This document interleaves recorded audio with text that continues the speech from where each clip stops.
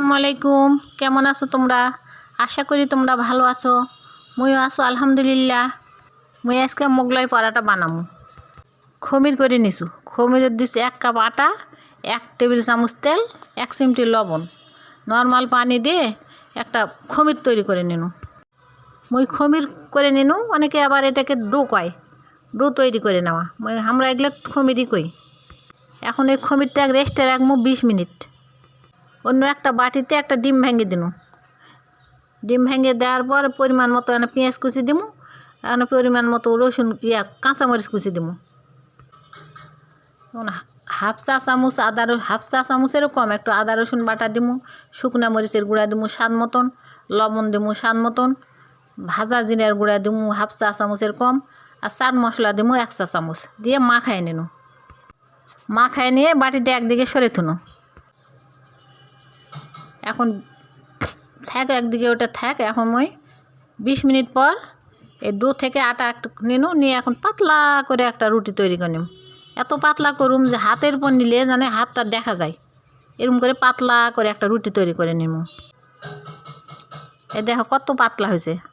এখন এই যে মাখাই থুসনু ডিমের ব্যাটারটা, ডিম মাখানোটা এখন রুটির উপর পাতলা করে দিয়ে দিব। এখন কিভাবে ভাঁজ দিয়ে নেছো দেখো তোমরা।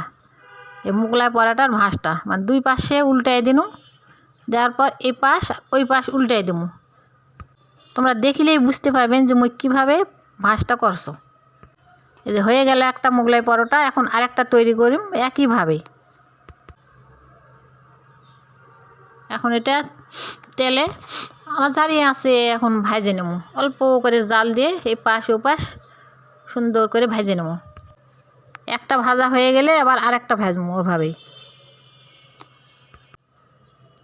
এখন এই যে দেখো ভাজছো কীভাবে, আস্তে আস্তে অল্প করে জাল দিয়ে এখন ভাজা শুরু করে দিছু। লাল লাল হয়ে গেলে তখন নামাই নেব।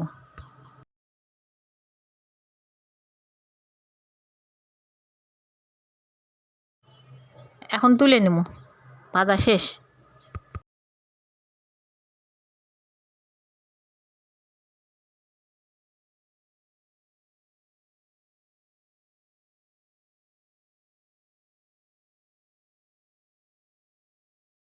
আবার ওই একইভাবে ওইরকম করে আরেকটা মোগলাই পরোটা বানাবো।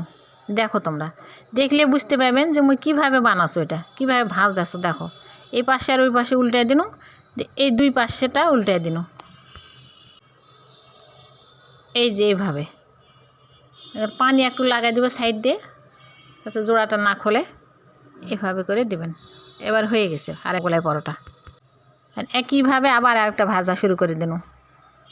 একদিকে যখন এক সুন্দর হয়ে লাল হবে তখন আরেক পাশে ওভাবে ভেজে নেব। যে ভাজা শেষ তুলে নেব। এখন এগুলাকে চাকু দিয়ে পিস পিস করে কেটে নেব সুন্দর করে। এই যে দেখো কীভাবে কাটছো, কাটে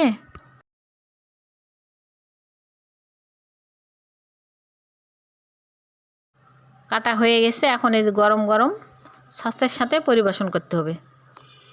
মুই সস দেখানো না, তোমরা সস দেখাবেন। সস দেখালে খুব মজাই লাগে, সেই স্বাদ।